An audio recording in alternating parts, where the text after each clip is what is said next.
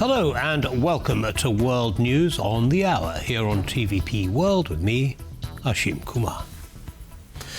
European leaders have responded to the latest American claims on Greenland, underlining the territorial integrity of the island and of Denmark. President Donald Trump stated that the U.S. needs Greenland for national security reasons and appointed Louisiana Governor Jeff Landry as his special envoy to the territory. Paweł Trzaskowski explains. This is the world's largest island. Take all the Balkan countries and they won't be even half as big as Greenland. But all its citizens would find a seat in the National Stadium in Warsaw, which holds up to 58,000 people. As the Arctic becomes a new area of competition between the world's superpowers, this autonomous territory of Denmark that plays a strategic role in the region was in Trump's crosshairs even during his first presidential term. In March this year, he sent shockwaves saying that the island will be acquired. One way or the other, we're going to get it. A flurry of support for Denmark followed, mostly from Europe. Greenland held general elections and all was quiet again until this week. We need it for national security. We have to have it. Trump appointed Louisiana Governor Jeff Landry as his Greenland middleman. He wanted to lead the charge, so we're making him, Marco, today, a special envoy to Greenland. Greenland's a big deal. And Landry is already preaching the American way of life to the Greenlanders, mixing it with the Monroe Doctrine, a 19th century foreign policy that established U.S. domination in the Western Hemisphere. That's the United States of America, because that's a flag that stands for liberty, opportunity, and security. And it's done well for us. And all we're going to do is go have us a great conversation with those folks in Greenland. They're in the Western Hemisphere, fits inside the Monroe Doctrine, and we're going to bring them some great Cajun food. Once again, people feel deflated in Nuuk. I don't know what he thinks about Greenland. He just keeps going. Once again, Greenland is our country. Decisions are made here. And in Copenhagen. I am particularly upset and find it totally unacceptable the way the special envoy is now commenting as if he has a mandate to make Greenland American. In response, the U.S. ambassador to Denmark was invited for talks with the foreign ministry. But given Greenland's and Europe's dependence on the U.S., some say the reality is that the United States can more or less do whatever it wants. Denmark, a fellow NATO member, has always been the United States' staunch ally, and Washington has been allowed a lot of freedom in Greenland. For example, in the late 1950s and the 1960s, the Danish government lied to the Danish public, the Greenlandic public, about having allowed the United States to have nuclear weapons in Greenland. On top of that, in 1968, a B-52 bomber carrying 4 thermonuclear bombs crashed in Greenland, causing contamination of the area. The U.S. still operates its base, which is now part of U.S. Space Force, but Washington believes the region could use more of its military presence and it wants to expand. However, it needs solid guarantees. Then America is saying, well, we want to control the territory where we are going to invest. But this heavy-handed approach makes it difficult to negotiate with other allies present in the region. There's also pushback from the Nordic countries, so the ones that are invested in Arctic security, so Sweden, Finland, Norway. And the US recognizes how vital these allies are. And nevertheless, it does something which is for them simply unacceptable. Ultimately, though, this style of negotiation is just typical of Trump, and it might eventually work out for the US. Paweł Trzaskowski for TVP World.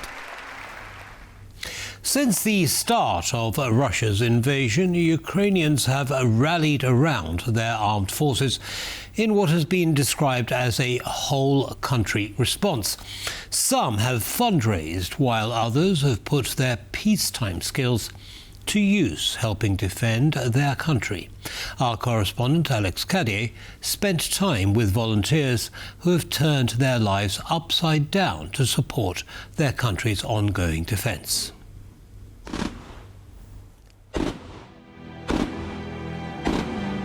Night after night, Ukraine fights on.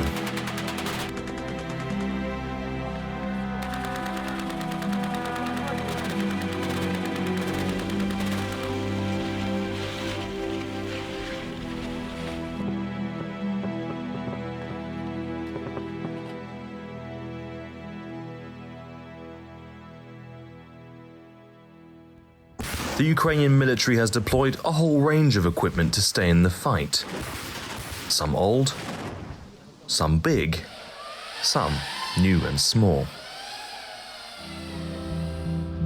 Beyond its range of military kit for more than 3 years now, Ukraine has been relying on a not-so-secret weapon: its civilian population. I was a floral artist before the full-scale invasion, and now I'm doing kamikaze drones for the military. It's like about fighting for our existence and supporting military, and me and all our team do our best to support our guys that are fighting for us, for freedom, for democracy, for the whole world, actually. The team at Klin Drones can make anywhere between 200 and 500 drones a month. Their volunteers come from all over Ukraine. The youngest is 16 years old. The oldest is 79. One of them survived occupation in Melitopol, and now he's assembling drones with us. Like, his hands are shaking, but anyway, he assembling frames and put motors together with frames, because he says like he need to fight till the end. One of the volunteers here is a dental nurse, another is a student. All donate their free time to support 6 Ukrainian military units. Drones made here in the morning are driven to the front by volunteers and can be used the very same day. I asked the project's founder how long they'll keep making them.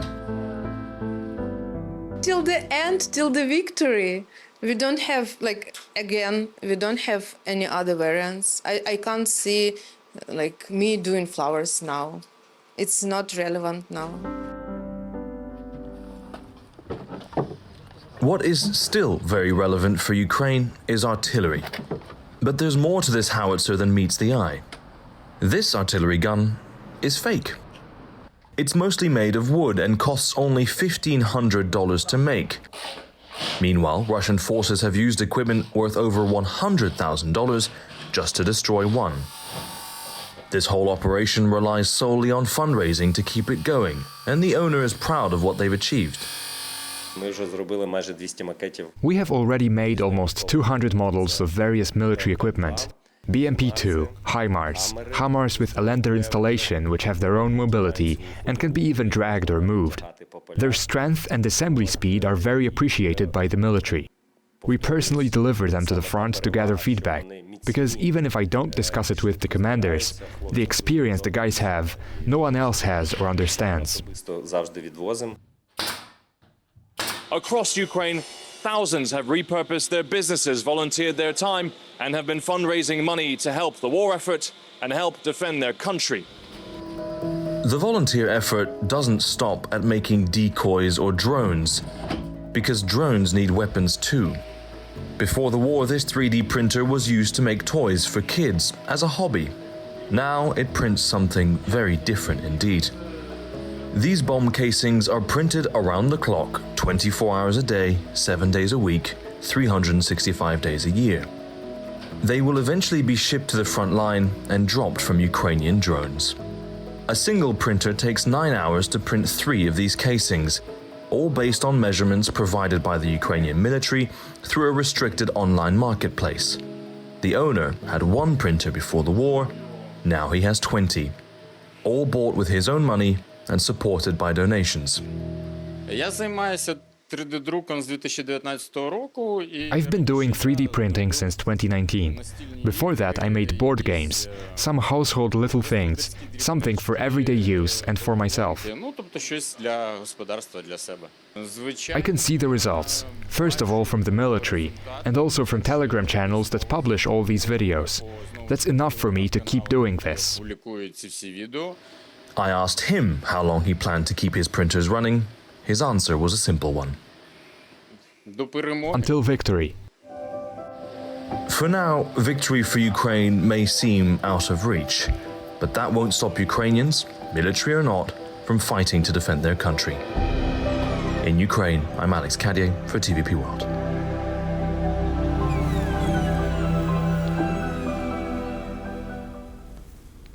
President Volodymyr Zelenskyy says Ukrainian representatives are continuing to work with their American counterparts on a peace deal over Russia's war in Ukraine.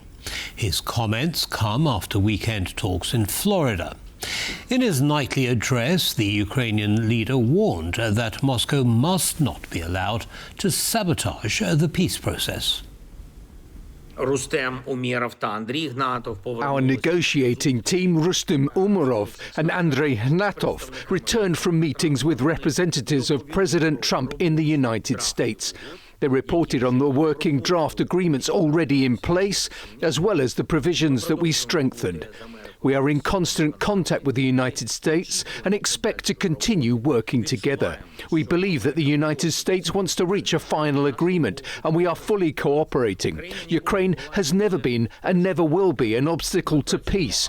We are actively working to ensure the documents are finalized and realistic. The key is for Russia to not sabotage this diplomacy and to take ending the war seriously. If not, additional pressure must be applied to Russia. The world has all the necessary tools to achieve that pressure and peace. 3 people, including 2 police officers, have been killed overnight in Moscow at the site where the Russian Lieutenant General Fanil Sarvarov died in a car bombing 2 days earlier. Sarvarov was killed on Monday when a bomb exploded under his Kia Sorento as he left a parking space in southern Moscow. Investigators are looking at possible involvement by Ukrainian special services. The investigative committee said the early Wednesday explosive device was detonated when the police officers attempted to arrest a suspect who was standing near a car. The Libyan army's chief of staff, General Mohammed Ali Ahmed al-Haddad, has been killed in a plane crash in Turkey. Al-Haddad, 4 other military leaders and 3 crew died when the aircraft came down around 70 kilometers southeast of Turkey's capital, Ankara, on Tuesday. He had been invited to Turkey for talks because Ankara wants to extend the deployment of its troops stationed in Libya by 2 years. The alliance between the 2 countries strengthens Turkey's strategic position in the eastern Mediterranean, where it is locked in a dispute with Greece and Egypt over the extent of territorial waters. It is also important for Libya, which has been divided for more than a decade and is currently undergoing a fragile political transition. Some of the world's most famous faces are making a very special journey to the north to meet the man who oversees Christmas itself. From pop stars to politicians, they all have one thing in common: visit Santa Claus. TVP World went to find out what really happens when the world's leaders meet Father Christmas. In December, this man is the most important in the world. Oh, hi there. What may surprise you, meeting this figure is at the top of the priority list for pop stars, chiefs, and even politicians. Some of them travel to the Arctic Circle just to meet Santa Claus. Others, like Romanian President Nicu Jordan or Polish Prime Minister Donald Tusk, meet Santa at the Finnish airport. It was addressed to all Polish children in the Finnish language. You have to write letters if you haven't done so yet. You'll definitely get something from Santa Claus. This is the real Santa from Finland, because we're in Helsinki, Finland. Coming from different parts of the world and sometimes holding different political views, they all want to meet the Father of Christmas. What do politicians actually ask for? We went straight to the source to find out. Recently, I have received a countless amount of wishes in which people ask for happiness and then peace to embrace our worlds, and that's one of the greatest and most valuable gift we can give. No matter if you are a politician, pop star, adult or a child, remember that Santa Claus is watching all year long and rewarding only good ones and those who take care of others. For TVP World, Gabriela Jelonek. Do zobaczenia na Wigilię Polsce. And with that message from Father Christmas, we say goodbye to this news bulletin, but we will be back on the hour. See you then.